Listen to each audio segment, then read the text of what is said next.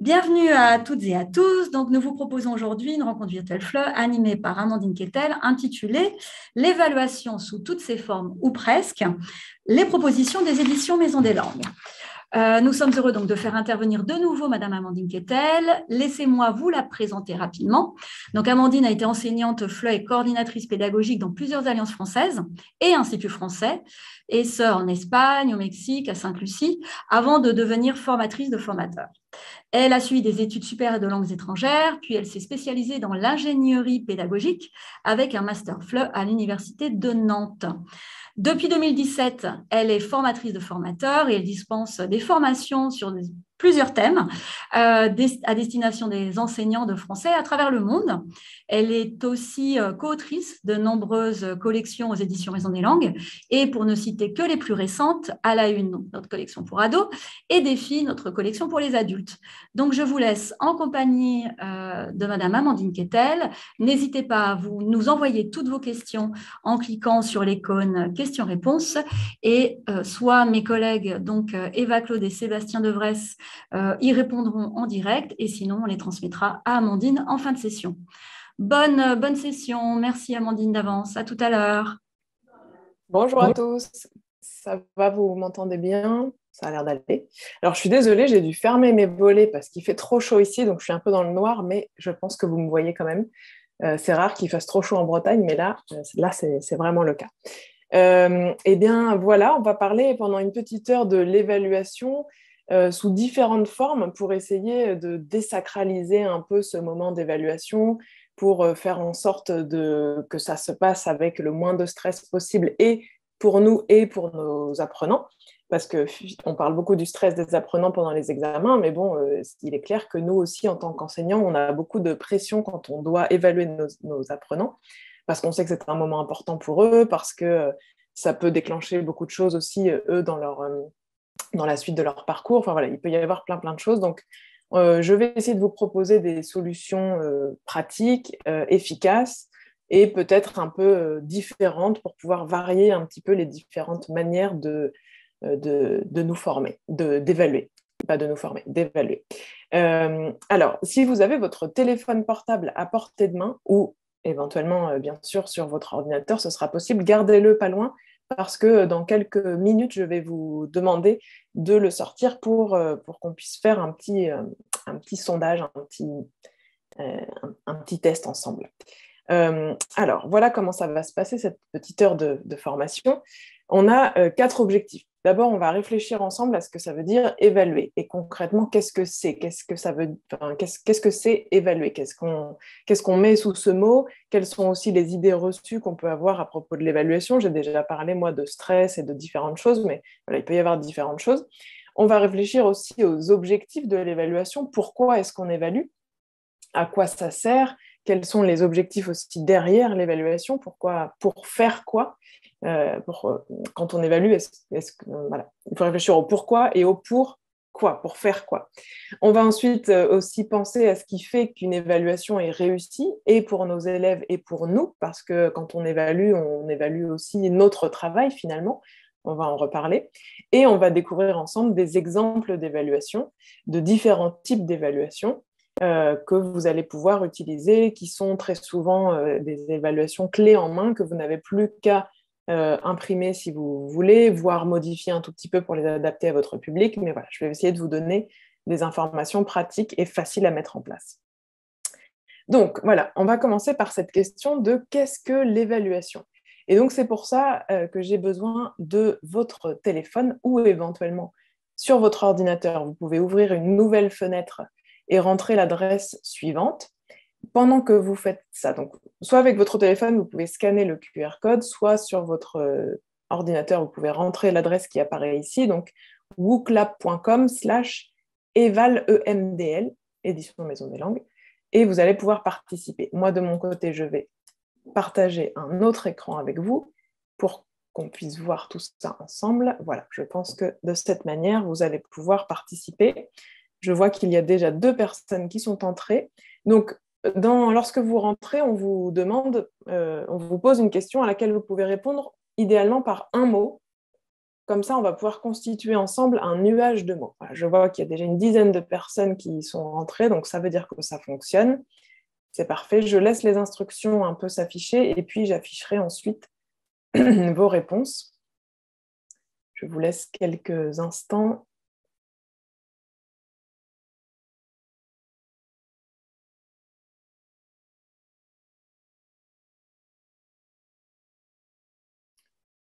Je vois qu'il y a déjà 60, 80, oh là là, ça monte très très vite, 80 personnes, presque une centaine.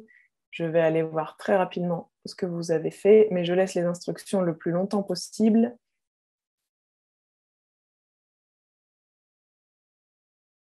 Alors, on va aller voir ce qui a été écrit dans... Ouh là là, il y a énormément de choses. Je ne sais même pas si ça va être lisible.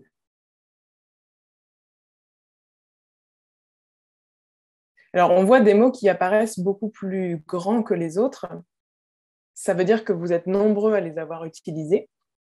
Donc, ça va être intéressant.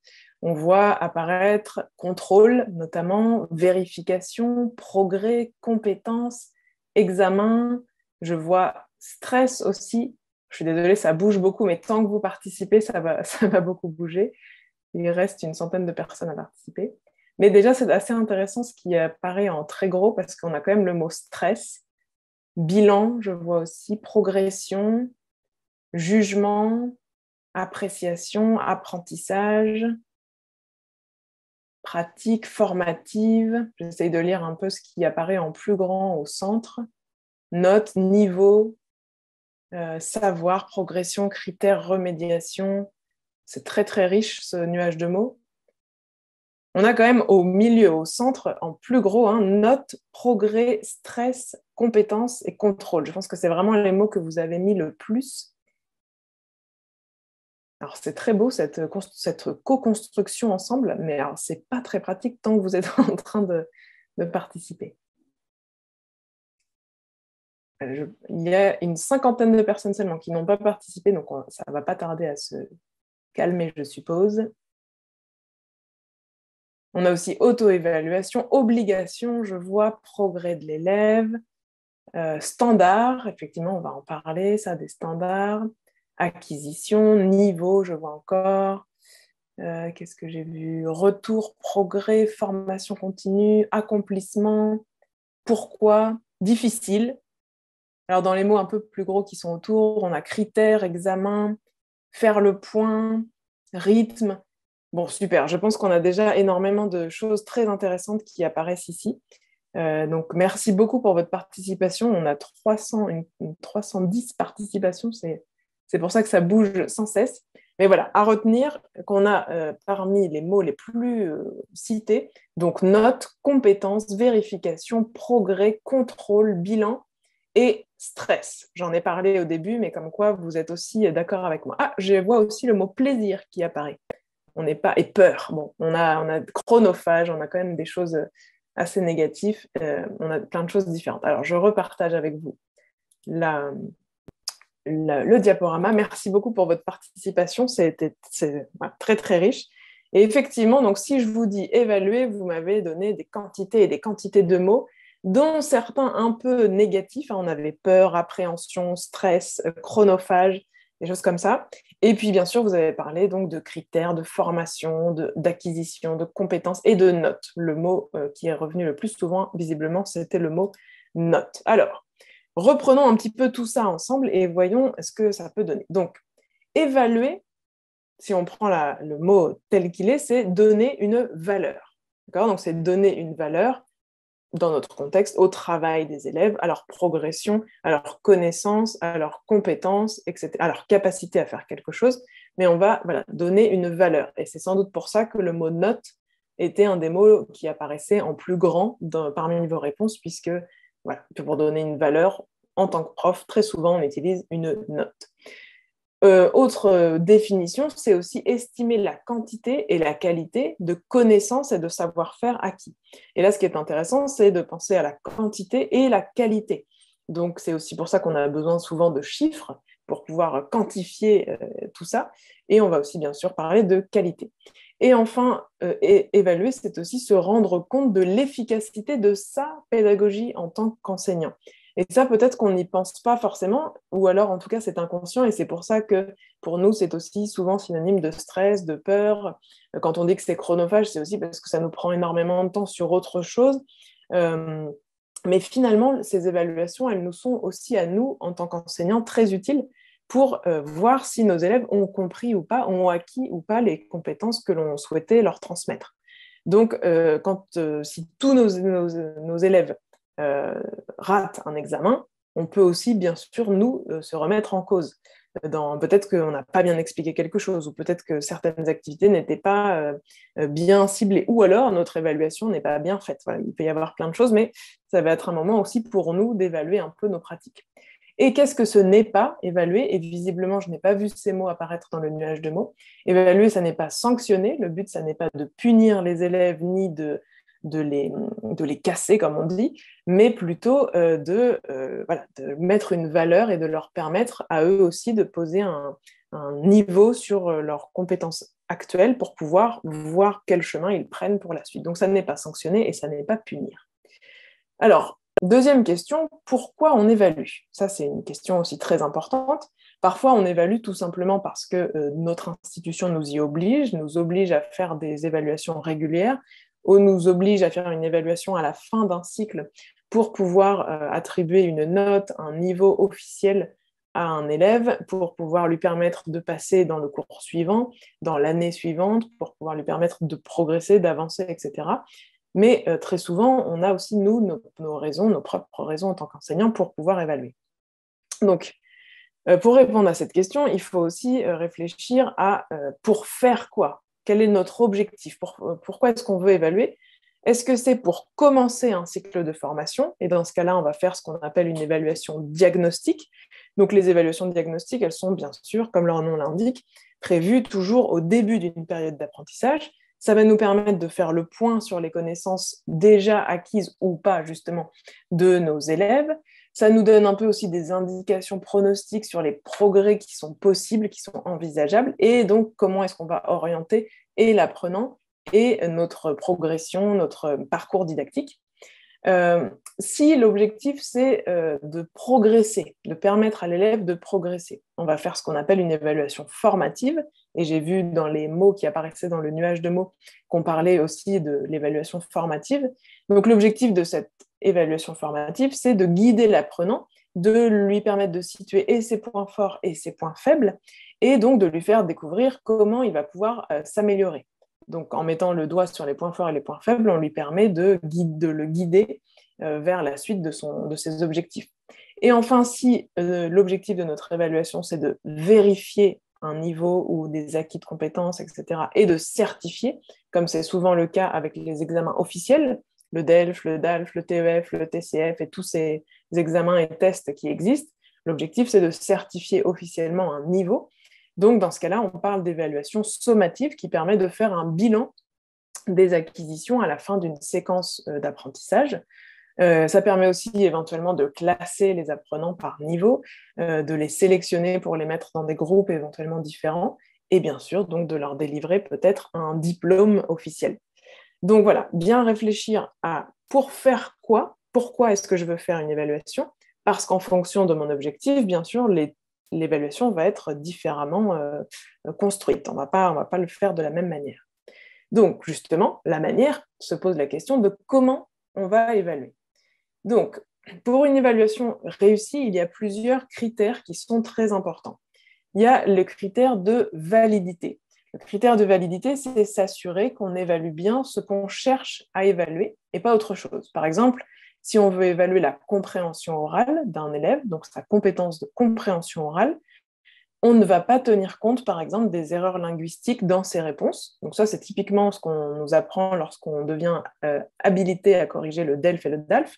On nous dit tout à fait que pour corriger la partie de compréhension orale, dans les réponses manuscrites de l'élève, qui ont plus ou moins disparu, ces réponses, mais on ne tiendra pas compte des erreurs syntaxiques, puisque ce qu'on est en train d'évaluer, c'est sa capacité à comprendre un oral et pas sa capacité à écrire des phrases. Premier critère, donc la validité. qu'on évalue bien ce qu'on cherche à évaluer. Le deuxième critère, c'est le critère de fidélité. Le critère de fidélité, c'est d'avoir une correction identique entre les différents correcteurs et une correction similaire des différents candidats. Donc ça, c'est notamment très important aussi pour les examens officiels, pour être sûr que tout le monde ait bien été évalué de la même manière entre les candidats et entre les correcteurs, s'il y a plusieurs correcteurs. Ensuite, il y a aussi le critère d'équité, faire en sorte qu'il y ait une égalité de traitement, une égalité d'évaluation entre les différents candidats, quel que soit leur genre, quelle que soit leur nationalité, quel que soit leur âge, quel que soit leur profil, etc. Voilà, on peut avoir plein de petits parasites qui, même inconsciemment, entrent dans notre manière d'évaluer. Et enfin, on a aussi le critère de standardisation, qui est justement un outil au service des 3 autres critères, qui sont en fait les procédures d'évaluation. Et c'est en général, en tant que professeur, on est aussi formé à évaluer pour pouvoir le faire de la meilleure façon possible. C'est exactement, par exemple, la formation d'habilitation au DELF et au DALF. C'est ce qui va nous permettre de standardiser entre les correcteurs la manière de corriger pour qu'un DELF B2 corresponde à la même chose où que l'on soit et qui que soit le correcteur ou la correctrice. Donc ça, ce sont les critères pour réussir l'évaluation. Mais bien sûr, parmi tous ces critères se glissent beaucoup de parasites. Alors, je pourrais passer des heures à vous parler de tous les parasites de l'évaluation. Ce n'est pas forcément le but aujourd'hui. Mais voilà, j'en ai listé plusieurs qui sont peut-être les plus courants, les plus connus, et qui rejoignent aussi certains mots qu'on a pu voir apparaître dans notre nuage de mots. Par exemple, l'effet de fatigue. Si on commence à corriger du matin et qu'on se termine jusqu'au soir, qu'on passe une journée à corriger, il est clair qu'on ne corrigera pas de la même manière au début qu'à la fin de la journée si on est fatigué ou si on corrige après une journée éprouvante de classe, de cours, etc. Les effets de contraste aussi. Par exemple, si on corrige une très bonne copie et qu'on passe à une copie ensuite un peu moyenne, la copie moyenne risque d'être un peu plus sévèrement notée parce qu'on a le contraste entre la bonne et la moins bonne. L'effet d'ordre aussi, qui correspond un petit peu à la même chose, le même type de parasites, les effets de stéréotypie, de contamination, de halo. Bon, je ne vais pas tous les citer, mais simplement, il faut que nous, en tant que correcteurs, évaluateurs, enseignants, on soit bien conscient du fait qu'il y ait plein de parasites qui vont nous empêcher d'avoir une correction valide, fidèle, équitable, etc. Donc, pourquoi est-ce que j'insiste un petit peu là-dessus? Parce que lorsqu'on va créer nos évaluations, il faut qu'on ait un petit peu en tête tout ça pour faire en sorte que les choses soient le plus justes possible et peut-être aussi le plus facile pour nous, pour éviter que tous ces parasites prennent le dessus. Alors, on peut par exemple proposer aux élèves déjà de s'auto-évaluer. L'auto-évaluation a quand même pas mal d'avantages. Déjà, le fait que nous n'entrons pas en jeu, en tout cas pas directement dans l'évaluation. Ici, c'est l'apprenant qui va évaluer lui-même ce qu'il a acquis ou pas acquis, donc il va lui-même évaluer ses acquis ou ses non-acquis. Comme dans l'approche actionnelle, on veut que notre apprenant soit acteur de son apprentissage, dans l'auto-évaluation, il va être aussi acteur de son évaluation et donc de son apprentissage, puisque de son auto-évaluation va découler la suite. En fait, ça lui permet de faire le point de où il en est et donc de pouvoir se focaliser sur ce qui a été le moins réussi, par exemple, et asseoir, valider dans son esprit aussi ce qui a été réussi. Ça lui permet aussi de gagner un peu en confiance, sans doute, ce concept d'auto-évaluation.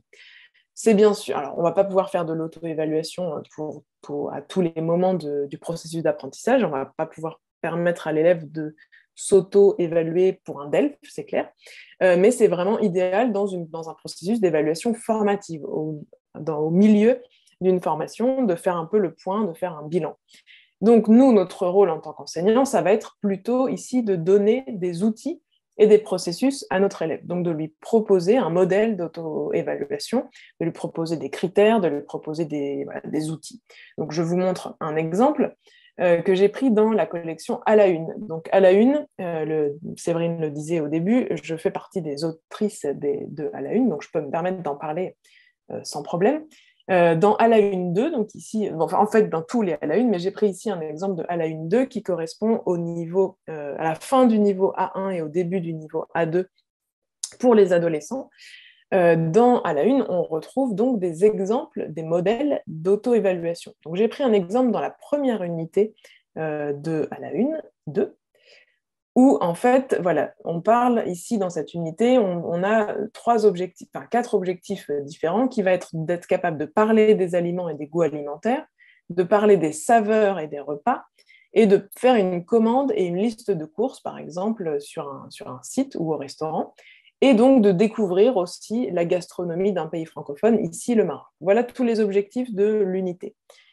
Et donc à la fin de l'unité, on propose à l'élève une petite auto-évaluation qu'il va retrouver dans le cahier d'exercice, dans le cahier d'activité qui est donc à part du livre, où on va lui proposer ici 4 petites activités pour pouvoir vérifier que ces objectifs sont bien acquis. Donc vous voyez, ce sont des petits exercices qui ressemblent un peu à des exercices systématiques, mais la différence, c'est qu'on a cette petite bulle. Alors je sais que ça n'apparaît pas en très grand ici, mais on a cette petite bulle qui apparaît avec justement l'objectif. Donc, première activité, je connais le nom des aliments, on va faire l'exercice, et si l'exercice est réussi, on peut valider, je connais effectivement le nom des aliments.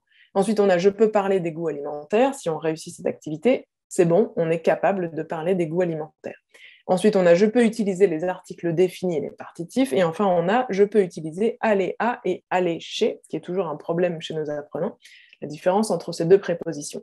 Donc voilà, ça va permettre à l'apprenant de savoir qu'il est capable de faire ces 4 actions en français et qu'il peut donc avancer. Et si il n'est pas capable parce qu'il n'a pas bien réussi l'exercice, l'activité, son enseignant, son enseignante va pouvoir lui proposer des activités de remédiation dans le livre en lui disant revois telle activité, essaye de refaire telle autre activité, par exemple sur l'espace virtuel ou d'autres activités dans le cahier d'activité. Voilà, on va pouvoir orienter notre élève vers des activités de remédiation.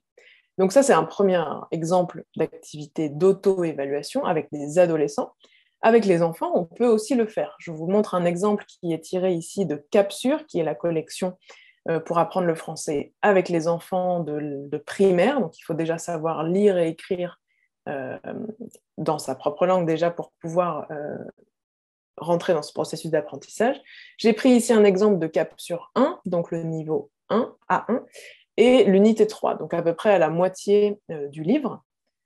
Et dans cette unité, on parle des transports, on parle de sa famille, on apprend à exprimer ses goûts, on revoit aussi le vocabulaire des aliments. Et donc pour exprimer ses goûts, on voit les expressions comme je n'aime pas, j'adore, je déteste, etc. Et donc, dans le cahier d'activité, là aussi, on a une section qui s'appelle CAP ou pas CAP, qui est l'auto-évaluation pour les apprenants. Mais on n'est pas obligé de leur dire que c'est une auto-évaluation, c'est simplement de voir s'ils sont capables ou pas de faire ces petites activités. Donc, ils vont pouvoir réaliser différentes activités de travail de lexique. Par exemple, on a l'activité B ici, la deuxième, tic-tac-boom, tu as 1 minute pour dire le maximum de mots sur les transports, les aliments, le matériel scolaire. Ça va permettre aux élèves de faire un peu le bilan de ce qu'ils savent. On a ensuite des petites activités pour exprimer les goûts, etc. Et enfin, la deuxième phase, donc qui correspond au numéro 2 en bas de la page, c'est justement un bilan vraiment explicite.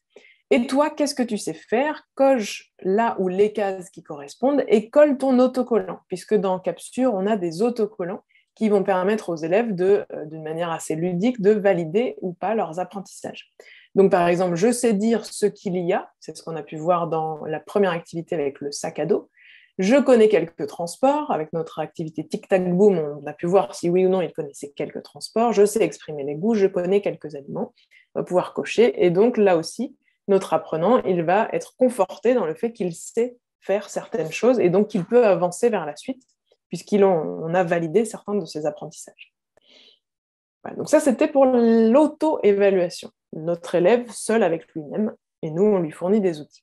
On peut aussi proposer aux élèves de se co-évaluer, c'est-à-dire, là, on a une évaluation par les pairs, donc entre eux. Ça a plusieurs avantages, notamment, ça permet de renforcer la cohésion de groupe, puisqu'on n'est plus du tout dans la compétition, mais plutôt dans l'entraide et dans la co-évaluation.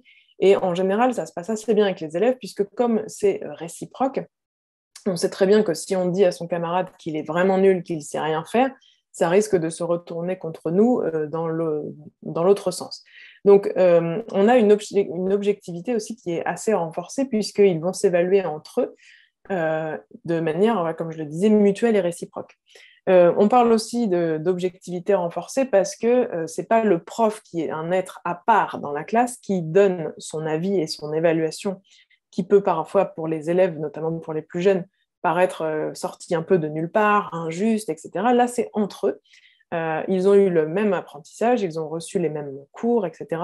Et donc, ils s'évaluent entre eux. Et c'est aussi intéressant dans une classe de langue parce que quand ils atteignent un certain niveau de français, on va pouvoir leur proposer de le faire en français. Et donc, ça va être aussi moteur de discussion en français et puis d'échange. Et là, ce qui est intéressant, c'est que quand certains élèves vont mettre le doigt sur des choses qui ne sont pas acquises par leurs camarades, en général, ce qu'on va leur proposer, c'est une petite activité de réexplication par les pairs, entre camarades. Sauf si, bien sûr, toute la classe n'a pas compris quelque chose. Là, il va falloir faire une activité de remédiation en groupe complet. Mais c'est assez intéressant d'écouter nos élèves réexpliquer certaines choses à leurs camarades parce qu'ils n'utilisent bien sûr pas du tout les mêmes mots et les mêmes processus d'explication que nous. Et bien souvent, ça débloque certaines choses entre les élèves puisqu'ils se l'expliquent tel qu'eux l'ont compris. Alors bien sûr, il faut avoir une oreille attentive, nous aussi, pour être sûr qu'ils expliquent correctement les choses et qu'ils ne donnent pas de fausses informations. Mais en général, c'est assez intéressant de proposer aux élèves de prendre quelques minutes le rôle du prof pour réexpliquer à leurs camarades. Ça fonctionne assez bien. Quelques exemples de coévaluation. Alors ici, j'ai pris un exemple vraiment d'un niveau très différent puisqu'on est au niveau C1. Dans défi 5, voilà, qui est le niveau C1, j'ai pris l'exemple dans l'unité numéro 5, qui est l'unité dans laquelle on parle du pardon comme concept universel. Et donc, dans défi 5, en fait, dans défi 5, à la fin de chaque unité, on a des pages de travail sur la méthodologie. C'est d'ici que j'ai pris cet exemple, mais on pourra retrouver ce type d'exemple à différents endroits. On propose aux élèves d'apprendre à faire une bonne présentation orale. D'accord ? Donc, pour faire une bonne présentation orale, en fait, on commence par leur demander de réfléchir à qu'est-ce qui fait qu'une présentation à l'oral soit bonne. Donc, de réfléchir aux caractéristiques et aux critères d'une bonne présentation orale. Donc, on leur donne quelques idées pour lancer la réflexion, par exemple le contenu, la structure, la langue, l'attitude, la gestuelle, etc., etc. Et on leur propose, deuxième étape, d'élaborer eux-mêmes une grille d'évaluation de leur présentation orale, enfin d'une présentation orale. Qu'est-ce qui, d'après eux, fait une bonne présentation orale? Donc, construisons une grille d'évaluation, okay, en attribuant des points à chaque critère, etc. Donc, c'est eux qui font la grille d'évaluation. On leur propose de prendre un peu notre place pour une fois. Ensuite, ils font plein d'activités pour apprendre à faire une bonne présentation à l'oral en français.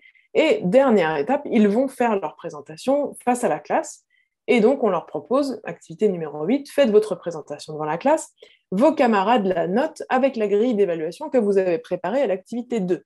Une fois votre présentation terminée, prenez le temps de vous auto-évaluer aussi avec la même grille, puis comparer avec vos camarades. Donc, on a auto-évaluation, co-évaluation par les pairs, tout ça avec la grille d'évaluation qui a été construite par eux-mêmes.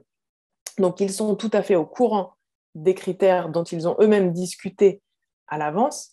Donc, normalement, leur présentation doit être la meilleure possible puisqu'on leur propose de s'auto-évaluer avec cette grille qu'ils ont eux-mêmes construite.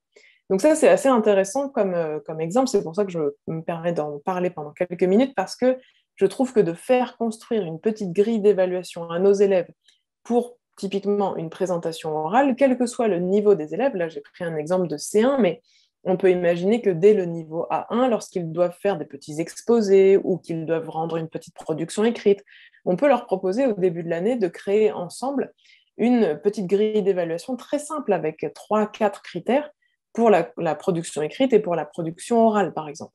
Et donc, à chaque fois, quand ils vont devoir rendre quelque chose ou montrer quelque chose, il faudra leur rappeler qu'ils ont construit ensemble cette petite grille et donc ils auront les critères en tête. Et dans ce cas-là, sans doute que ça leur paraîtra moins injuste.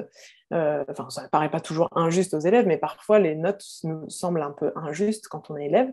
Donc voilà, si on a réfléchi ensemble à la grille, ça peut être assez intéressant. Donc, Un exemple d'activité de co-évaluation, c'est tout simplement de créer ensemble une grille d'évaluation. Ensuite, ce qui peut être aussi intéressant avec les élèves, puisque dans l'approche actionnelle et dans notre manière de travailler actuelle, surtout si on utilise les livres des éditions Maison des Langues, on fait beaucoup de projets, puisque notre objectif, c'est que nos élèves soient capables de faire quelque chose en français. Donc, on ne va pas évaluer, on ne leur transmet pas des connaissances, mais on cherche à ce qu'ils acquièrent des compétences. Donc, on ne va pas évaluer la quantité de connaissances et la qualité de leurs connaissances, mais plutôt la qualité de leurs compétences, d'accord? Donc, leur capacité à faire quelque chose en français. Ça veut dire que si on évalue les projets, les tâches finales, voilà, des choses comme ça, on va évaluer énormément de choses différentes. Lorsqu'on évalue une tâche complexe, on va évaluer leurs compétences orales, que ce soit la compréhension orale ou la production orale. On va évaluer l'écrit, que ce soit la production écrite ou la compréhension écrite. On va évaluer la maîtrise de la langue, donc bien sûr, on va évaluer leur capacité à utiliser le lexique, la phonétique, la grammaire, etc. Et là, on peut imaginer des critères diversifiés aussi et divisés entre eux. On a aussi la compétence de médiation, puisque très souvent, ils vont devoir, par exemple, lire quelque chose pour ensuite produire autre chose. On peut leur proposer de lire un article, puis de faire un petit exposé pour expliquer certains concepts ou de lire plusieurs documents ou prendre connaissance de plusieurs documents pour ensuite s'en servir dans la production de leur propre projet. Et on va évaluer aussi, pourquoi pas, la créativité. C'est ça qui est intéressant lorsqu'on évalue des projets, c'est qu'on va pouvoir aussi ajouter des critères un peu de motivation, ajouter des critères d'originalité, de créativité, de beauté, j'allais dire, des critères esthétiques, par exemple, lorsqu'on doit faire quelque chose de matériel, de graphique, etc. Ça peut être aussi intéressant parce que ça peut permettre aussi de mettre en valeur certains élèves qui ont des compétences, par exemple, lexicales ou grammaticales moins bonnes, mais qui vont peut-être pouvoir grappiller quelques points avec les critères de créativité, esthétique, originalité, humour, pourquoi pas, on peut imaginer plein de choses. Donc voilà, évaluer des projets, c'est quand même assez intéressant. Mais on l'a vu, c'est une tâche qui est assez complexe, puisqu'on a plein de critères différents. Donc qu'est-ce qu'il va falloir faire? Il va falloir créer une grille d'évaluation. Je vous montre un exemple de projet que l'on pourrait tout à fait utiliser comme évaluation. J'ai pris ici un exemple dans défi encore. Alors, je ne sais plus quel niveau de défi, mais je pense que c'est le défi 1 du niveau A1, puisqu'on parle ici des aliments, ça correspond tout à fait à un objectif de A1. Donc, il y a un petit défi numérique qui est de créer une image interactive pour pouvoir répondre à la question « Dans mon frigo, il y a… » et compléter.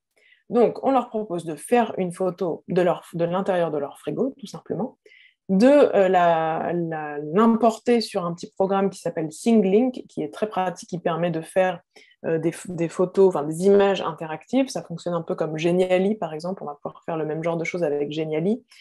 Donc, ils importent leurs photos et ils ajoutent des informations sur le contenu du frigo. Quels sont les aliments et les boissons? Qu'est-ce que vous faites avec? Et on a un exemple de production qui est proposé aux élèves pour qu'ils sachent un peu où ils vont. Ils créent leur travail et ils copient le lien sur l'espace virtuel ici. Bon, espace virtuel ou pas, ici, ce qui est intéressant, c'est qu'on va pouvoir évaluer le résultat final de ce projet. Donc, pour pouvoir l'évaluer, comme je disais auparavant, il va falloir créer une petite grille d'évaluation qui va nous simplifier bien beaucoup la tâche, puisque plutôt que de dire, bon, ok, la photo, allez, 7 sur 10. Non, on a besoin d'une grille claire pour pouvoir le faire de manière juste, valide, fidèle, standardisée, comme tous les critères que je vous disais tout à l'heure. Donc, qu'est-ce qui fait qu'une grille d'évaluation soit une bonne grille d'évaluation? D'abord, il faut qu'elle soit transparente. Alors, transparente dans le sens où il faut que nos élèves connaissent cette grille d'évaluation, je crois, pour qu'ils puissent justement répondre à la demande en fonction des critères qu'on leur demande. D'accord? Donc, transparente dans le sens où il faut que les élèves soient au courant de la grille. D'ailleurs, par exemple, pour le DELF et le DALF, les élèves ont le droit d'avoir accès à ces grilles d'évaluation. Et lorsqu'on prépare ces élèves au DELF et au DALF, en tout cas, moi, c'est ce que je fais, c'est une des premières choses que je leur montre, c'est la grille d'évaluation de chaque exercice, pour qu'ils sachent ce qui est attendu d'eux et ce sur quoi ils vont être évalués. Ensuite, il faut qu'il y ait des critères variés. Donc, qu'on ne se focalise pas, par exemple, que sur les critères grammaticaux. Si on évalue un petit projet, ça va être intéressant d'évaluer les différentes compétences dont j'ai parlé tout à l'heure, donc la capacité à comprendre, à produire, à l'oral, à l'écrit, la maîtrise de la langue, bien sûr, pourquoi pas des notions culturelles qui nous semblent importantes, des critères d'originalité, de créativité, etc. Il faut que les critères soient quand même plus ou moins équilibrés. Alors, on peut mettre un peu plus de points sur le critère linguistique si ça nous semble très important, pourquoi pas, mais plus ou moins, il faut que les critères soient à peu près équilibrés. Un nombre de critères aussi limité. J'ai envie de vous dire que pour une évaluation comme ça, qui serait une évaluation un peu formative en cours de cursus pédagogique, peut-être que entre 3 et 5 ou 6 critères dans une grille d'évaluation, c'est largement suffisant. Parce qu'après, si on multiplie trop les critères, alors c'est à la fois plus précis et en même temps beaucoup plus long à remplir, beaucoup plus complexe aussi pour les élèves pour prendre connaissance de la grille d'évaluation. Donc voilà, peut-être que ça peut être pas mal, 4 ou 5, disons. Il faut bien sûr que nos critères soient adaptés au niveau de nos élèves. On ne va pas mettre les mêmes critères sur un niveau A1 que sur un niveau B2, ça semble évident, mais à garder en tête. Et il faut aussi que notre grille soit adaptée aux objectifs.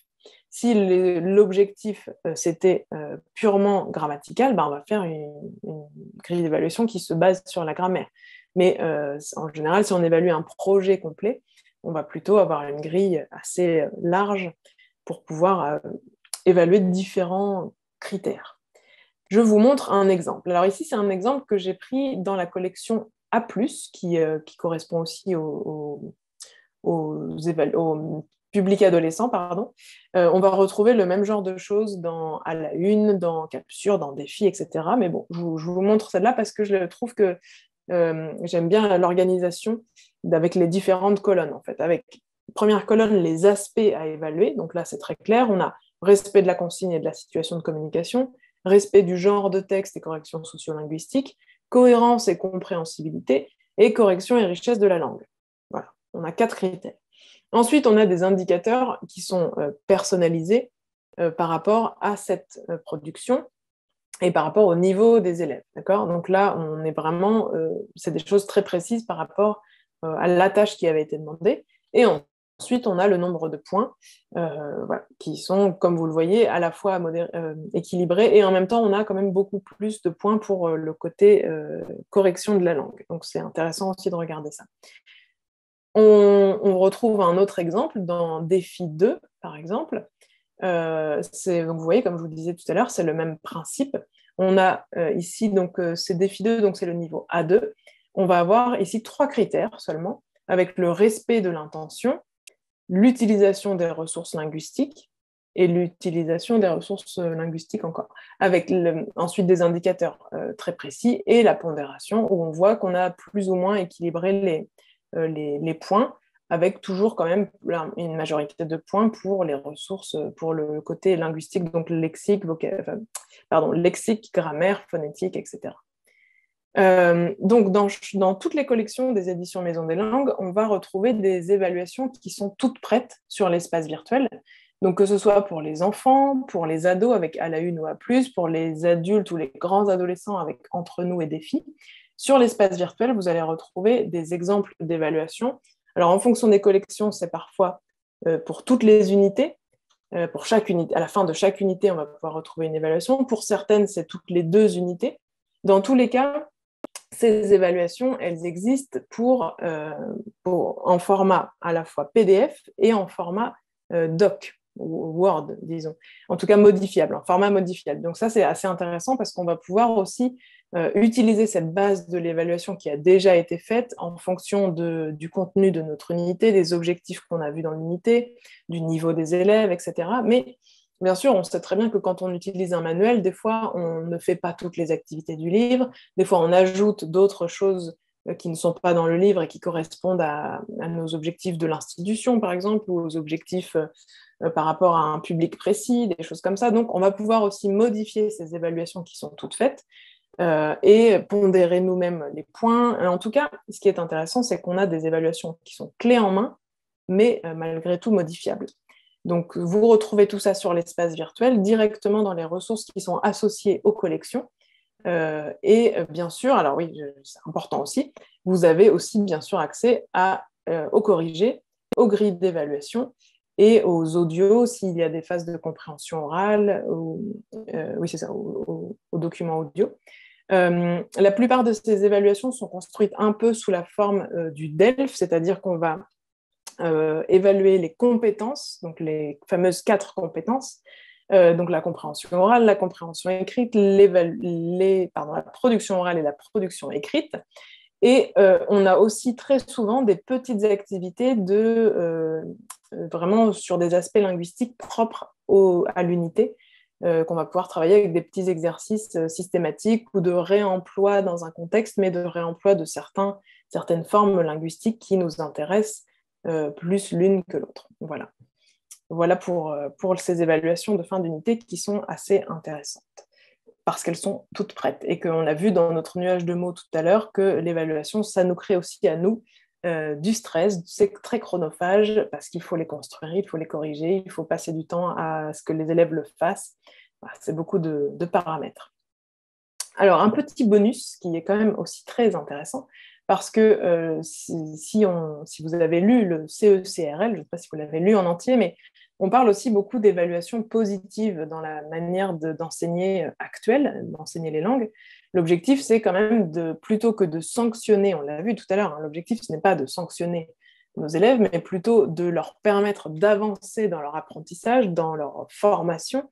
Donc plutôt parfois que de montrer ce qui ne va pas, c'est aussi intéressant de mettre le doigt sur ce qui fonctionne pour aussi encourager, continuer à motiver nos élèves et donc faire une évaluation positive. Les éditions de Maison des Langues ont fait un pack de 500 quand même autocollants que vous pouvez trouver sur leur site web. J'ai oublié de le sortir, j'aurais pu vous le montrer en vrai, mais voilà, vous avez 500 petits autocollants qui sont très colorés, qui vont permettre en utilisant en plus des petites expressions françaises très courantes comme c'est génial, waouh, tu es super fort. Alors, ce ne serait pas tu es super fort parce que c'est toujours inclusif pour tous les publics. Souvent, les profs considèrent que ça fonctionne surtout pour les enfants et les ados. Très honnêtement, moi, je les utilise beaucoup avec les adultes aussi et ils adorent. Donc, c'est des petits autocollants qu'on va pouvoir coller sur une copie, sur un examen, sur une production en tout genre des élèves et en général, ils aiment beaucoup et ça permet de ludifier un petit peu aussi cette manière d'évaluer pour pouvoir que ce ne soit pas toujours le stylo rouge et entourer ce qui ne va pas, mais aussi mettre des couleurs sur ce qui va. Voilà, c'est un petit bonus dont je voulais vous parler, mais qui me semble aussi quand même important. Pour terminer, comme ça on garde du temps pour les questions, parce que j'ai vu le petit bouton des questions-réponses s'allumer plusieurs fois, donc je veux garder du temps pour pouvoir répondre aux questions. Donc pour terminer, 3 mots qui me semblent vraiment très importants à garder en tête lorsqu'on parle d'évaluation. La première, c'est progression. Pour garder en tête que l'évaluation, c'est vraiment notre objectif en tant que prof, c'est d'évaluer nos élèves pour leur permettre de progresser, d'avancer. Donc, c'est l'occasion de faire un peu un bilan de ce qu'ils savent et de ce qu'ils ne savent pas pour pouvoir réajuster notre progression pédagogique. En tant qu'enseignant, on va peut-être réajuster le parcours en fonction des résultats aux évaluations, mais aussi de permettre aux élèves de savoir où ils en sont dans leur progression pour pouvoir un peu comme cocher des cases dans leur liste mentale de ce qu'ils doivent apprendre en français. Au fur et à mesure que c'est acquis, ils vont pouvoir avancer dans leur progression, savoir où ils en sont, se situer, etc. Deuxième mot qui me semble très important, c'est qu'on va aujourd'hui évaluer des compétences et pas évaluer des connaissances. On veut évaluer on veut voir si nos élèves sont capables de faire des choses en français.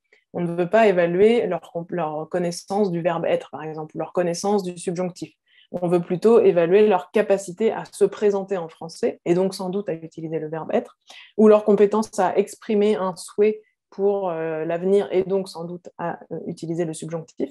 Mais pas que. C'est pas juste de la grammaire, c'est pas juste une quantité de vocabulaire acquise, c'est plutôt c'est plus complexe puisque c'est aussi la compétence à utiliser cette grammaire et ce vocabulaire dans un contexte précis.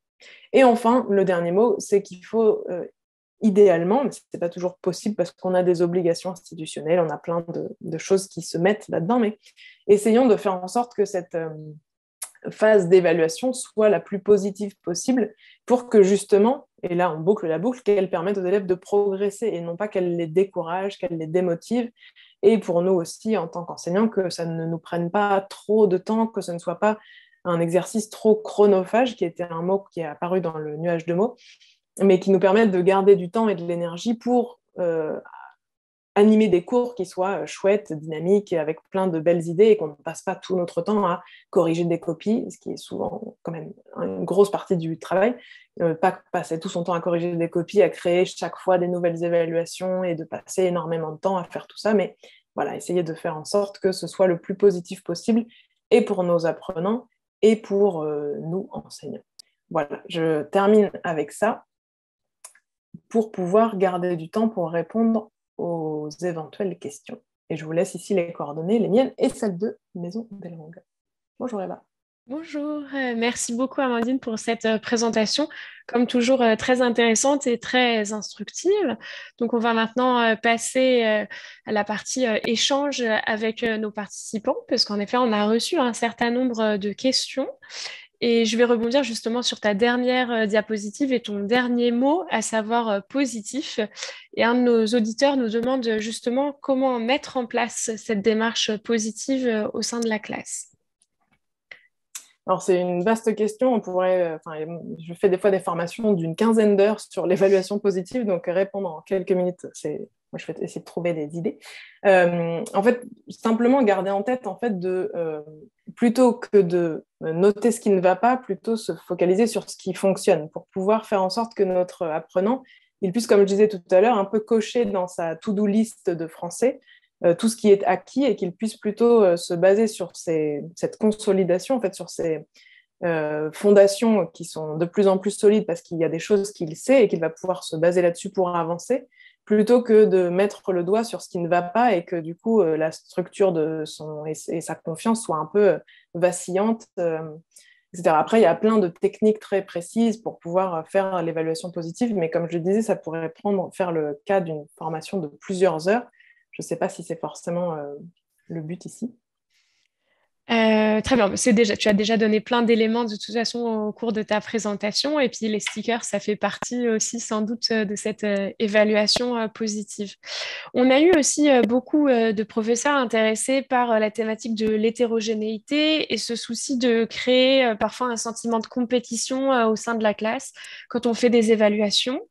Alors, une question de Patricia qui nous dit je suis sceptique quant à la coévaluation dans les classes disparates. Cela ne risque-t-il pas de susciter ou d'exacerber les susceptibilités, la coévaluation? Qu'est-ce que tu en penses? C'est vrai que si on a des classes avec des niveaux très hétérogènes, faire évaluer les bons élèves par les mauvais élèves pour parler de manière très directe, c'est peut-être pas, effectivement, ça ne s'adapte peut-être pas à tous les types de classes. Dans ces cas-là, peut-être qu'on va pouvoir plutôt travailler justement par groupe de niveau, peut-être mettre, alors, entre guillemets, les bons élèves ensemble, les mauvais élèves ensemble, c'est très moche ce que je dis, mais mettre un peu les élèves par groupe de niveau pour qu'entre eux, ils puissent se co-évaluer. Effectivement, c'est des questions à se poser. C'est une très bonne question qu'a soulevée Patricia parce que ça ne va pas être faisable dans tous les types de classes, surtout voilà, sur des classes très hétérogènes. Donc ça peut être une solution de faire des petits groupes de niveau, ou bien pourquoi pas aussi que le professeur entre un peu dans le processus de coévaluation et donne des outils, peut-être justement des grilles d'évaluation pour que l'évaluation soit la plus objective possible, ou propose des petites activités justement comme des mini-examens à se faire entre soi plutôt qu'une évaluation un peu sortie de nulle part. Après, il faudrait en parler en connaissant exactement le contexte de chacun, mais c'est une question effectivement à avoir en tête au moment de proposer ce type d'évaluation. C'est vous qui connaissez vos élèves et qui savez ce qui va être faisable ou pas. Effectivement, s'il y a déjà un esprit de compétition qui peut être peut-être parfois un peu malsain dans les classes, il va falloir peut-être aussi un processus pour que les élèves s'habituent et apprennent à faire une évaluation dans le respect de tous, une co-évaluation, pardon, dans le respect de tous et qu'ils y trouvent leur intérêt. En fait, il va falloir leur montrer pourquoi est-ce que c'est intéressant de faire ce genre d'activité, je crois. Merci pour ces éléments de réponse. Donc, on a abordé le thème de l'évaluation positive, la question de l'hétérogénéité. Une autre question, cette fois-ci, concernant l'auto-évaluation, donc autre forme d'évaluation que tu as abordée. Un auditeur nous demande à partir de quel âge un apprenant est en capacité de s'auto-évaluer. Pour quel type de public, à partir de quel type de public on peut proposer de l'auto-évaluation? Bah là, l'exemple que j'ai montré pour les enfants, c'était tiré de la collection Capsure. Donc, comme je le disais, c'est pour des enfants qui commencent, qui savent déjà un petit peu écrire et lire. Donc, selon les pays, ça va être 5 ans, 6 ans, 7 ans.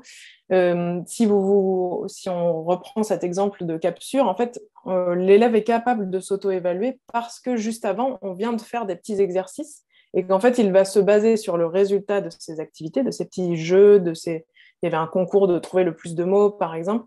Il va se baser sur le résultat de ces activités pour ensuite cocher les cases de savoir s'il est capable ou non de faire telle ou telle chose, en fait.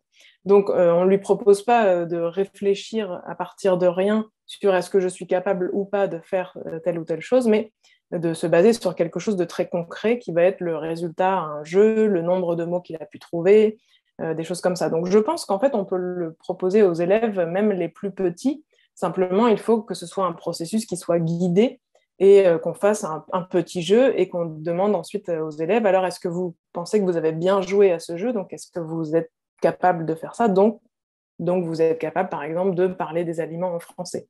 Il faut que ce soit un processus guidé. Mais que ce soit pour les enfants ou pour les adultes, dans tous les cas, je pense qu'il faut un peu les guider vers l'auto-évaluation parce que si on leur demande juste de dire, alors, à votre avis, vous êtes bon en français ou pas, c'est une question beaucoup trop vaste. Bon, je sais que personne ne demande ça à ses élèves, mais il faut que les questions soient vraiment ciblées et que le processus, la démarche existe. Et c'est là qu'est notre rôle dans l'auto-évaluation, c'est de leur fournir les outils et la démarche, puisque eux ne sont pas des enseignants, ne sont pas des évaluateurs formés. Mhm. Très bien. Et justement, je rebondis sur cet objet du processus. Une auditrice nous dit, on parle toujours d'évaluer le produit final, mais comment est-ce qu'on peut évaluer le processus? Par exemple, lors d'un travail coopératif, pour que ce soit juste pour tous les élèves, est-ce qu'on doit seulement évaluer le final ou le processus et comment évaluer justement le processus et ainsi quelque part les progrès et pas seulement le résultat à la fin, mais par rapport au point de départ peut-être aussi. Ah oui, alors j'avais pas compris la question comme ça au départ. Alors, si on veut évaluer le processus d'apprentissage, je pensais plutôt au processus pour arriver au produit fini, en fait, dans un projet. Mais si on veut évaluer le processus d'apprentissage, ce qu'il faut, à mon avis, faire, c'est des petits moments d'évaluation à différents moments du parcours, justement. Peut-être proposer le même exercice ou la même activité à différents moments du parcours pour qu'on puisse voir que la note, si on donne une note, augmente. Par exemple, au fur et à mesure qu'on a acquis plus de vocabulaire, qu'on maîtrise mieux les structures linguistiques, ça peut être quelque chose comme ça. Et alors moi, j'avais compris la question différemment au départ parce que j'imaginais que la question était si on fait un travail de groupe, une tâche complexe, comment est-ce qu'on évalue aussi la méthodologie du groupe, par exemple, ou le travail, la Oui, c'est cohésion du intéressant groupe. aussi.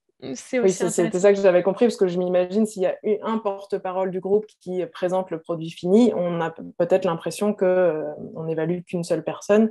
Donc, ça va être intéressant aussi de proposer justement de la co-évaluation aussi au sein du groupe, par exemple. Est-ce que vous trouvez que vous avez bien travaillé? Est-ce que les rôles étaient bien répartis? Est-ce que vous avez bien géré le temps? Est-ce que vous voyez des choses à améliorer? Un peu comme une enquête de satisfaction à la fin d'un travail collectif, finalement. Et peut-être inclure aussi un critère de justement, est-ce que la méthode de travail était bien choisie, était efficace pour la note globale. Ça peut être aussi une idée. Mhm. Autre question sur l'évaluation sommative. Cette fois-ci, tu as un petit peu parlé des examens officiels d'ELF, d'ALF. Donc ça aussi, c'est des sujets qui intéressent nos participants. Avec une question peut-être d'opinion personnelle, les évaluations type DELF sont-elles les plus objectives selon vous? Non. Non, parce que il y a plein de choses à redire sur tous les examens officiels, quels qu'ils soient. Mais alors déjà, c'est une évaluation à un moment précis. Donc, ça va donner le niveau de notre apprenant le jour où il a passé l'examen, et en plus avec tous les parasites de stress, de plein de choses qu'il peut y avoir dans l'examen, donc ça ne reflète même pas tout à fait son niveau au moment. Sachant que le DELF est valable à vie, on peut avoir un niveau C1. Alors, je prends mon exemple. J'avais un niveau B2 à peu près de portugais il y a une dizaine d'années, que j'ai complètement perdu, mais j'ai toujours mon papier qui dit que j'ai un niveau B2. Donc, bon, c'est pas tout à fait juste, par exemple. Et ensuite, sur la forme aussi des examens, puisqu'on parle du DELF et du DALF, notamment le DALF, ce sont des examens qui sont quand même très orienté vers un public d'universitaires. Je pense à la fameuse synthèse de documents du C1 ou même l'oral du C1 ou du C2. Il faut avoir une habitude scolaire, voire universitaire, pour réussir ces examens. Parfois, il faut plus avoir des compétences autres que le français pour y arriver. Et nombreux locuteurs natifs de français n'auraient pas leur DALF C1 ou leur DALF C2 pour ces questions méthodologiques, etc. Donc, non, je ne trouve pas que ce soit forcément le meilleur, mais je n'ai pas de meilleur examen. Je ne suis pas sûre que ça existe. Ça va vraiment dépendre des besoins des apprenants aussi. On va choisir le type de certification en fonction de leurs besoins aussi pour leur avenir ou pourquoi est-ce qu'ils ont besoin d'une certification. Mmh.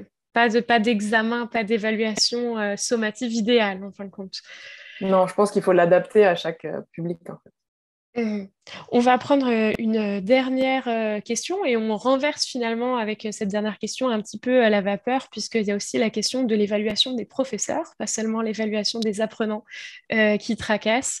Et cette question de Stéphanie qui en relaie d'autres, qui nous dit que dire de l'évaluation des enseignants, des enseignantes par les apprenants. Quels conseils donneriez-vous pour une demande de retour à la fin de chaque cours ou à la fin d'une formation? Comment est-ce que les enseignants peuvent-ils être évalués par les apprenants, par leur hiérarchie éventuellement? Ça, c'est une très bonne question aussi. C'est vrai que c'est ce que je disais au début, que l'évaluation de nos élèves permet aussi de savoir si nous, on a bien travaillé, mais finalement, c'est aussi intéressant de demander leur avis directement aux premiers intéressés, donc les apprenants. Si on veut, ça dépend aussi de l'ambiance, un peu du climat qu'il peut y avoir, de la relation entre l'enseignant et les apprenants. Si on est dans une ambiance de confiance, je pense que l'idéal, c'est de leur poser directement les questions à votre avis, qu'est-ce qu'on pourrait améliorer, en se focalisant, pourquoi pas, sur les choses positives aussi, puisqu'on est dans l'évaluation positive. Donc, qu'est-ce qui vous a le plus plu? Qu'est-ce qui est le plus efficace dans ma manière d'enseigner? Quelle est votre activité préférée, votre type d'activité préférée? C'est un peu, encore une fois, comme une enquête de satisfaction, finalement, en leur demandant aussi qu'est-ce qu'ils pensent qu'on pourrait améliorer. Lorsqu'on est dans un climat un peu moins de confiance, ça arrive quand même qu'on ne soit pas dans une super relation avec nos élèves, et il va falloir soit être préparé à recevoir des critiques peut-être très négatives, soit en tout cas poser les questions pour que ce soit le plus doux possible à la réception.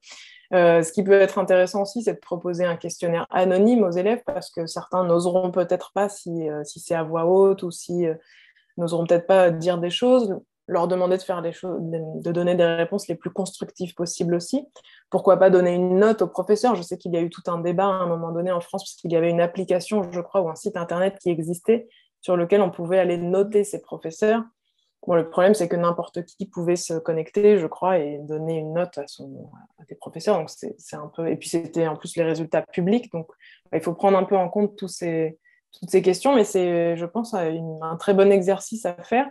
Et ce qui pourrait peut-être être aussi intéressant, c'est de proposer ce travail régulièrement aux élèves, ces questions, pour pouvoir, nous aussi, voir une évolution, et aussi pour qu'ils s'habituent à répondre à ces petits questionnaires, et qu'ils ne soient pas toujours dans « Ah, ça y est, je vais pouvoir enfin me venger de mon professeur », mais que ce soit un exercice régulier et donc de plus en plus normal. Bon, là aussi, c'est une question très vaste, on pourrait en parler pendant des heures, mais c'est très intéressant. Malheureusement, on arrive à peu près à la fin du temps consacré à cette rencontre. Merci beaucoup, Amandine. Merci à tous les participants et participantes qui ont été très nombreux lors de cette session. Et puis donc, vous allez recevoir un email prochainement, justement avec un questionnaire de satisfaction aussi, le plus doux possible, comme nous disait Amandine, avec également donc, un certificat d'inscription. Et puis sachez aussi que l'enregistrement de cette rencontre sera disponible tout prochainement, à la fois sur l'espace virtuel et sur notre chaîne YouTube. Merci à tous et à toutes. Merci Eva, au revoir, à bientôt, merci à tous. À très vite.